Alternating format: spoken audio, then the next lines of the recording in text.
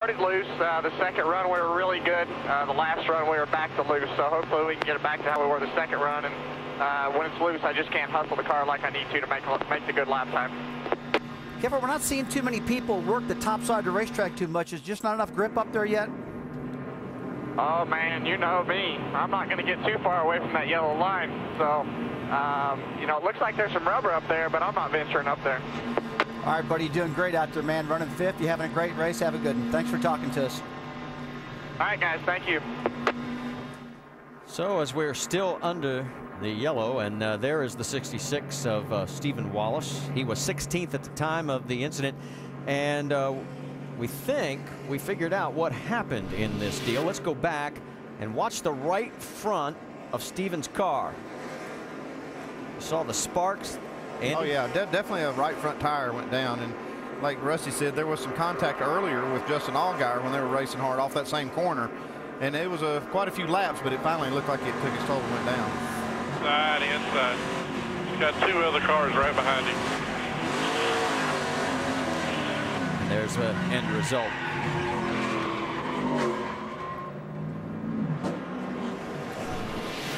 So we've got the 4 waiver rounds for you this time. It'll be Kenny Wallace, Michael McDowell, Brian Keselowski, and Jason Keller.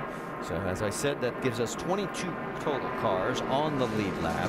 And it'll be Kyle Busch, Brad Keselowski, first and second. Then Joey Logano, Paul Menard, Kevin Harvick, Carl Edwards in row 3, Allgaier, Sorensen, Biffle, Byers. That is your top 10 as the pace car pulls down onto pit road. And again, our race leader, Kyle Busch, takes the outside lane. He's led 102 laps, so he secured the bonus points for leading the most laps, and he gets a great restart again, but Keselowski trying to stay right with him. Keselowski drives the car in the corner hard. It looks like Kyle's going to get him cleared off turn 2. Joey Logano right behind him in third, with 2 wide action further back, and Kevin Harvick, true to his word, he's hugging the yellow line, forcing Carl on the high side. Justin Allgaier there with a 32 side by side. There you see those 4 cars, and Edwards manages to pull ahead of Harvick. Then Kevin dives right back down underneath him. We got some great early action here on this restart. Looks like Edwards is making that upper groove work. And Carl finally gets a little breathing room. Right. They make the top side work just a little bit. That's the reason I asked Kevin. And you know, he's scared to go up top. There's a lot of rubber buildup up there, and if you get that stuff, you're going to get it on your tires and hit the wall, man, and that's what you don't want to do. The view on board, as you can see right up in front of all the action, and there is Brendan Gaughan. He's going to try and go 3 wide. He loves the high line. Brian Scott in the 11, the 38 of Jason Leffler, and it looks like the 62's going to get up there and get the position. Here comes Casey Mears as well. Meanwhile, the battle back a little further forward. You've got Reed Sorensen in the 32 just hanging on as Justin Allgaier's all over him. On the left side of your screen, side by side down into turn number 1. The team cars going after each other. Casey Mears and Jason Leffler. I think Casey's giving that car a good ride. His Braun Racing cars are pretty identical to 38, the 10, the 32. They all come out of the same shop. The engines are the same. And this is a good ride for Casey to get in after he got pulled out of that Richard Childress car from last year because of no funding. Right now, Leffler gets a little more space on that 10, and he keeps it. And here we go again with Allgaier going underneath Reed Sorensen. So this battle continues, and Allgaier takes over 7th spot. It's allowed Biffle to tuck in and get into this mix as well. Let's get an update on him from Justin Allgaier's pit. Shannon? The 12 cars started off loose today, and they've gone a little bit too far on their adjustments. It's now tight. They came down pit road, went back on the wedge adjustment, but he is already conserving fuel. His crew chief told him, we are 2 laps short. Save me all you got. Dave. Reed Sorensen told me today that his car always takes a few laps to come in. They're great after about 10. They ran their fastest laps around lap 20. So we'll see if he can reel back in Justin Allgaier and the guys in front of him. The last stop, they were tight off the corner. They reversed an earlier air pressure adjustment, popped a spring rubber in the right rear to help that car turn. Well, and you heard Shannon mention fuel. That was what was so significant about this last caution. It puts everybody within the outside limit of fuel strategy if they want to try and save and go the distance, if they think this will stay great. Well, some inside the window, some outside the window. And don't forget about what we talked about earlier, is this race comes down to green-white checkers a lot of times. And, you know, that's one concern the teams will have as well. We've had 7 of them. Remember earlier we were talking about the 2 best cars, and I thought it was Keselowski, and you guys were talking about the 18 car, and there they are running first and second. A little further back, James Buescher's got his hands full with Scott Lagasse, and that is for position. That's for 15th. And Johnny Sauter wants to get in that mix as well. And Trevor Bayne. Tell you, this has been a good run for Scott Lagasse. Qualified this car in the top 10. Check out running Boyer. Strong. Yeah, look at Boyer. 3 wide in the bottom. He got that lap back now. He's going to work.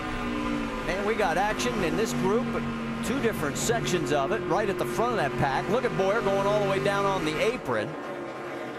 Lagasse still holds on to the spot. And Buescher up against the wall with 23 of Sauter underneath him. Well, you got to know that Clint Boyer's like, hey, man, I got my lap back, and this is kind of fun. I'm back in the game right now. I know when you're a lap down, you're thinking, man, this is terrible.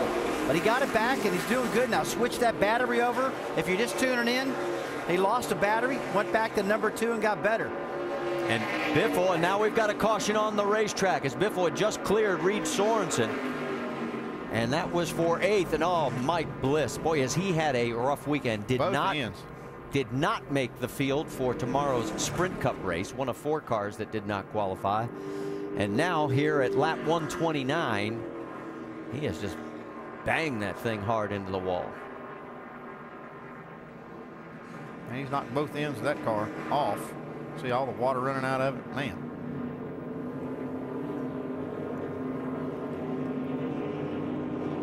So our 5th caution, let's give you an idea of what happened to him. Take a look as he's out of the car and is okay. Oh, he got help.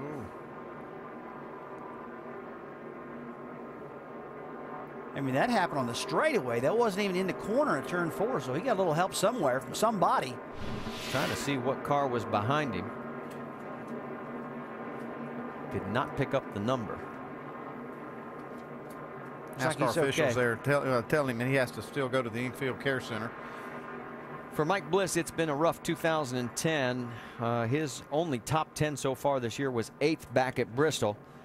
4 finishes of 27th or worse. Now pit road is closed, and you can see the reason why they're bringing him down pit road to be able to clean up the mess on the front straightaway.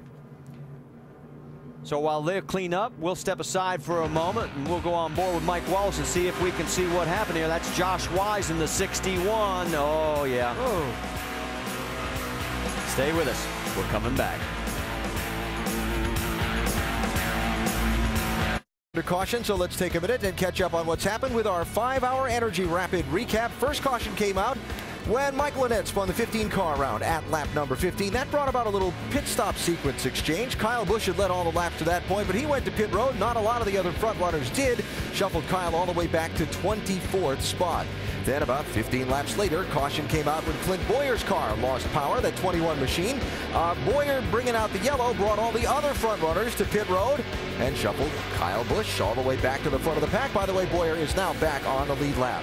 Keselowski came back from 10th position, where he led the field off pit road on that second exchange of stops, up to 2nd place. He's been the closest challenger to Kyle Busch so far, it appears, on the track. But Kyle has led 116 of the 131 laps we've run so far and has dominated the night so far. That is your 5-hour energy rapid recap as we have 69 laps to go here in Phoenix. Under caution for the 5th time, lengthy cleanup after Mike Bliss got crashed out on the front straightaway. Lots of oil, liquid, things to be cleaned up, and so they're using the pit lane to run the cars down through while the safety workers are operating on the front stretch, so no pit stops have happened as of this point. ABC's your NBA destination for the Sunday Showcase. 1 Eastern, 10 a.m. Pacific Sunday. Top 2 in the East go head-to-head. It's Orlando and Cleveland, followed by Los Angeles and Portland in the second half of the doubleheader. Coverage starts at 12:30 Eastern with GMC Sierra NBA Countdown. at Phoenix, and make sure to go to NASCAR.com for all your latest NASCAR information. We're still under our 5th caution for the crash involving Mike Bliss.